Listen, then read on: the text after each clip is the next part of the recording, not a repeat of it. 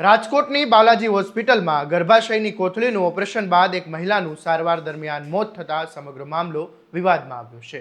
મહિલાના પરિવારજનોએ હોસ્પિટલ અને ડોક્ટરો સામે સારવાર દરમિયાન બેદરકારીના ગંભીર આરોપો કરીને પોલીસમાં અરજી આપી છે અને હવે સમગ્ર મામલાની તપાસ પોલીસના હાથમાં પહોંચી છે. શું છે સમગ્ર મામલો, આવો વિગતે વાત કરીએ આ અહેવાલમાં.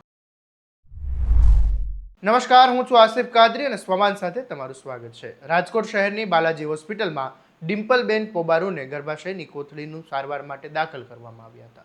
તબીબોની સલાહ બાદ તેમનું ઓપરેશન કરવામાં આવ્યું, પરંતુ પરિવારનો આરોપ છે કે ઓપરેશન દરમિયાન અને ત્યારબાદ સારવારમાં ગંભીર બેદરકારી દાખવવામાં આવી, જેના કારણે આખરે મહિલાનું મોત થયું છે. મૃતકના પુત્ર યોબેશ પુરારુએ જણાવ્યા મુજબ કે ઓપરેશન પહેલાં જરૂરી બ્લડ ટેસ્ટ સહિતની તમામ તપાસ કરવામાં આવી નહોતી અને હોસ્પિટલ દ્વારા એવું પણ કહેવામાં આવ્યું હતું કે જો સર્જનની જરૂર પડશે તો અલગથી ચાર્જ લેવામાં આવશે.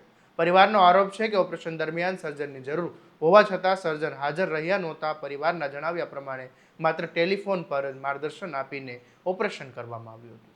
અત્યંત બેદરકારી ભર્યું હોવાનું તેઓ કહી રહ્યા છે. ઓપરેશન પૂર્ણ થયા બાદ પણ મહિલાની તબિયત સુધરવાના બદલે વધુ બગડી ગઈ અને પરિવારના આરોપ અનુસાર મહિલા લગભગ 19 થી 20 કલાક સુધી બેભાન રહ્યા અને બીજા દિવસે સારવારમાં તેમને શ્વાસ લેવામાં તકલીફ અને છાતીમાં દુખાવો શરૂ થયો હતો. શરૂઆતમાં હોસ્પિટલના સ્ટાફે આ ફરિયાદને સામાન્ય ગેસની સમસ્યા ગણાવી હોવાનું પણ પરિવારનો આરોપ છે. બાદમાં જ્યારે દર્દીની સ્થિતિ વધુ ગંભીર બની ત્યારે હોસ્પિટલના ડોક્ટરો અને તેમને અન્ય હોસ્પિટલમાં ખસેડવાની સલાહ આપે છે. ત્યારબાદ મહિલાને ઓમ્સ હોસ્પિટલમાં લઈ જવામાં આવ્યા. પરિવારના જણાવ્યા મુજબ ત્યાંના તબીબોના જણાવ્યું કે દર્દીની હાલત અત્યંત ગંભીર છે અને સારવાર દરમિયાન તેમનું મોત થયું છે. ત્યારે આ મામલે પરિવારજનો શું કહી રહ્યા છે એ પણ તમે સાંભળી લો. મધરનું આપણે ગર્ભાશયની કોથળી કટાવવાનું ઓપરેશન 27 તારીખે કરેલ છે. 27 તારીખે તેમને એડમિટ કર્યા અને 28 તારીખે તેમનું ઓપરેશન હતું, મંગળવારના રોજ. ત્યાં તેમને ઓપરેશન સવારે 8 વાગે લઈ ગયા હતા, બરોબર. ત્યાં કોઈ પણ જાતના કાંઈ લોહી વગરના કોઈ પણ રિપોર્ટ કર્યા વગર તેમનું ઓપરેશન કરેલ છે અને 11:30 વાગે મેડમે ઓપરેશન થિયેટરની બહાર આવી અને અમને એમ કીધેલ છે કે ભાઈ ઓપરેશન સક્સેસ થયેલ છે. એટલે અમે એને પૂછ્યું કે સર્જનની જરૂર નહોતી પડી, કેમ કે અમને પહેલાં એમ કીધું હતું કે ભાઈ સર્જનની જરૂર પડશે તો અમે બોલાવશું. ટોટલ 70,000 રૂપિયા ફી ચૂકવેલ છે. હવે એમને એમ કીધું હતું કે ભાઈ સર્જનની જરૂર પડે તો એના એક્સ્ટ્રા ચાર્જીસ થાય. અમે એમ કીધું હતું કે ભાઈ અમારી પરમિશન વગર તમે બોલાવી લેજો. એટલે એ લોકોએ બહાર આવીને ઓપરેશનમાંથી થિયેટરમાંથી બહાર આવીને એમ કીધું કે ભાઈ સર્જનની જરૂર પડી હતી, બરોબર, ક્રેશ ક્રિટિકલ થઈ ગયો હતો, પરંતુ મેં તેમને ફોન કર્યો પરંતુ તેઓ જે મેઇન સર્જન હતા તે બીજા ઓપરેશન થિયેટરમાં હતા, તેથી તે આવી શક્યા નથી અને મેં એના ઇન્સ્ટ્રક્શન ઉપર ઓપરેશન કરી નાખ્યું, બરોબર. પછી 19 થી 20 કલાક સુધી બેહોશ હાલતમાં જ હતા. મારા મમ્મીને કોઈ પણ જાતનો હોશ હતો નહીં. અમે એ લોકોને પૂછી, ત્યાંના ડૉક્ટરને, ત્યાંના સ્ટાફને, તો એ લોકો એમ કહે છે કે ભાઈ ઓપરેશન થયા પછી બધું નોર્મલ કહેવાય, એ નોર્મલ કહેવાય. એ લોકો એમ જ કહે છે. એ બેસુદાદ હાલતમાં જ હતા. પછી સવારના 8 વાગે તેમને શ્વાસ થોડોક ચડતો હતો, હૃદયમાં દુખતું હતું. અમે અહીંયાના ડૉક્ટરના સ્ટાફને એમ કહી તો એ એમ કહે છે કે ભાઈ ગેસના તકલીફથી હોઈ શકે, બીજો કંઈ આમાં કાંઈ છે નહીં. એટલે અમે એમ કહી કે ભાઈ મેડમને બોલાવો. મેડમ 8 થી 10 વાગ્યા સુધી કોઈ આવેલ છે નહીં.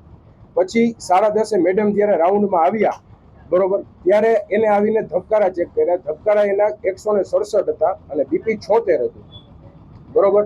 એટલે એમના એમડીને બોલાવ્યા અને એમડી એમ કીધું કે ભાઈ આમને લોહીના ગઠ્ઠા જામી ગયા હોય એવું લાગે છે અમને, એટલે અમે એક ઇન્જેક્શન દઈશી, એનાથી જો ફેર ન પડે તો કાર્ડિયોલોજિસ્ટનો સંપર્ક કરવો પડશે. અમે કીધું ઓકે. એટલે પછી એમને એક ઇન્જેક્શન દીધું, પરંતુ એનાથી પણ કાંઈ ફેર પડ્યો નહીં અને એનું જે આપણે ધબકારા કહેવાય એ 155 થયા, એનાથી ઘટતા નહોતા. એટલે મને ને મારા ફાધરને અંદર ઓફિસમાં બોલાવ્યા અને એમ કીધું કે ભાઈ આપણે ફરજિયાત કાર્ડિયોલોજી પાસે અત્યારે લઈ જવા પડે એમ છે. એટલે અમે કીધું કે અમે કોઈ પણ રીતે પહોંચી શકીએ તેવા માણસ નથી. તો એને એમ કીધું કે તમે પૈસાનું કોઈ પણ જાતનું ટેન્શન ન લ્યો, અમારી હોસ્પિટલ વાળા બેઠા છે, એ અમે લોકો સંભાળી લેશું. એટલે અમે કીધું ઓકે. એટલે એ લોકોએ એમ્બ્યુલન્સ બોલાવી લીધી અને લઈ ગયા ઓલમ્પસ હોસ્પિટલમાં ડૉક્ટર મિહિર તન્ના પાસે.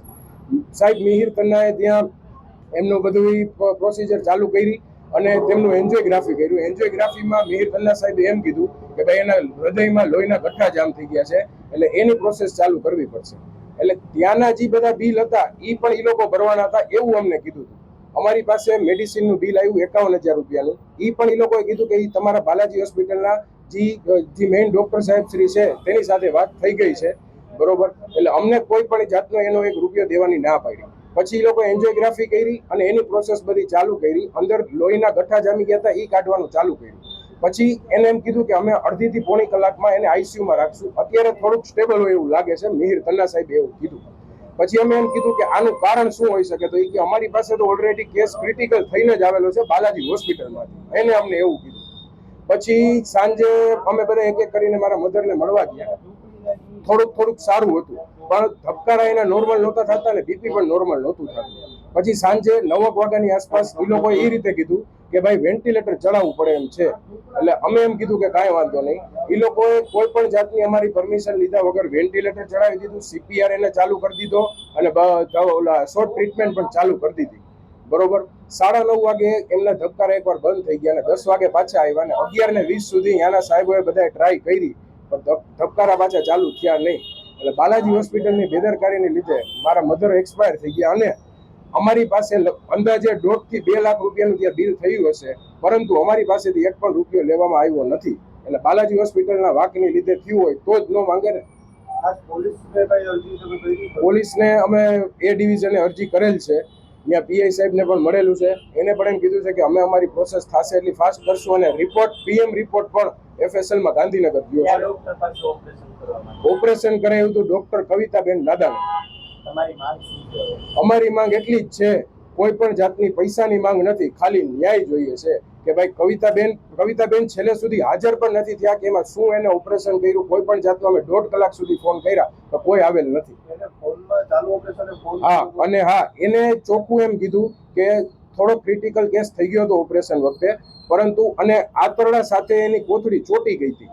એની ગર્ભાશયની કોથળી મારા મધરની આંતરડા સાથે ચોટી ગઈ હતી કે સર્જનને ફોન કર્યો પણ સર્જન આવેલ નથી કે એ બીજા ઓપરેશનમાં હતા. એટલે કે મેં એના ઇન્સ્ટ્રક્શન કહેવા મુજબ એને જેમ કહેતા કે એમ ફોનમાં ઇન્સ્ટ્રક્શન ઉપર મેં ઓપરેશન કરી નાખ્યું છે અને સક્સેસ થઈ ગયું છે. પરિવારનો એવો પણ દાવો છે કે ઓલ્મ્સ હોસ્પિટલમાં થયેલા સારવારના ખર્ચનું બિલ પણ બાલાજી હોસ્પિટલ દ્વારા ચૂકવવામાં આવ્યું હતું. પરિવારનું માનવું છે કે આ સમગ્ર ઘટનામાં પોતાની ભૂલ છુપાવવાનો હોસ્પિટલ દ્વારા પ્રયાસ કરવામાં આવી રહ્યો છે. મહિલાના મોત બાદ પરિવારજનોએ રાજકોટના એ ડિવિઝન પોલીસ સ્ટેશનમાં અરજી આપી અને સમગ્ર ઘટનાની નિષ્પક્ષ તપાસ કરવાની માંગ કરી છે.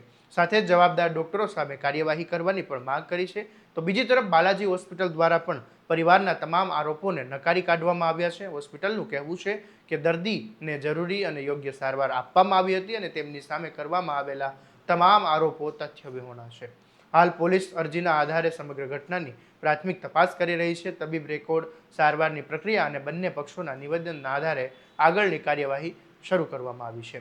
હવે તપાસ બાદ જ સ્પષ્ટ થશે કે મહિલાનું મોત તબીબી જટિલતાઓના કારણે થયું કે પછી ખરેખર સારવારમાં કોઈ બેદરકારી રહી હતી. આ મામલે તમારું શું કહેવું છે અમને કોમેન્ટમાં જરૂરથી જણાવજો અને આવા જ દરેક અપડેટ માટે તમારા સ્વમાનને લાઇક, શેર અને સબસ્ક્રાઇબ કરવાનું ભૂલતા નહીં.